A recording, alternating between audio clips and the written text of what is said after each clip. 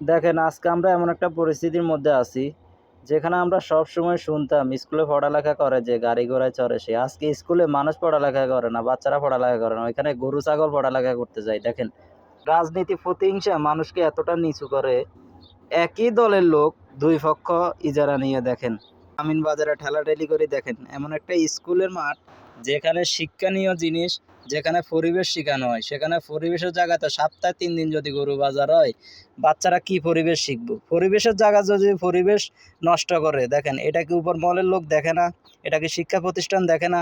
সব কিছু ভাইরাল হয়, এগুলা কি ভাইরাল হয় না? এটার বিরুদ্ধে কি আইনগত ব্যবস্থা নেওয়া যায় না? এমন একটা পরিস্থিতির মধ্যে আছে একটা সরকারি প্রতিষ্ঠান যেখানে বাচ্চারা পড়ালেখা করে, সপ্তাহে 3 দিন স্কুল বন্ধ রাখে গরু বাজারের জন্য। এটা কি উপরে তাই আপনারা উপর মহলের প্রশাসনিক কর্মকর্তা যারা আছেন, অতি দ্রুত আপনারা দুই পক্ষকে নিয়ে একটা সমাধানে আসেন। যদি এই সমাধানে আপনারা না আসেন, এই রাজনৈতিক প্রতিহিংসায় মানুষের জান নিয়ে টানাটানি, এমন জান আমরা কেউ চাই না, এলাকার মানুষ চায় না। এলাকার সাথে, জনগণের সাথে, দলের সাথে, পরিবেশের সাথে আপনারা অতি দ্রুত একটা সমাধানে আসেন। যদি সমাধানে না আসেন, এই বাজার পরিবেশ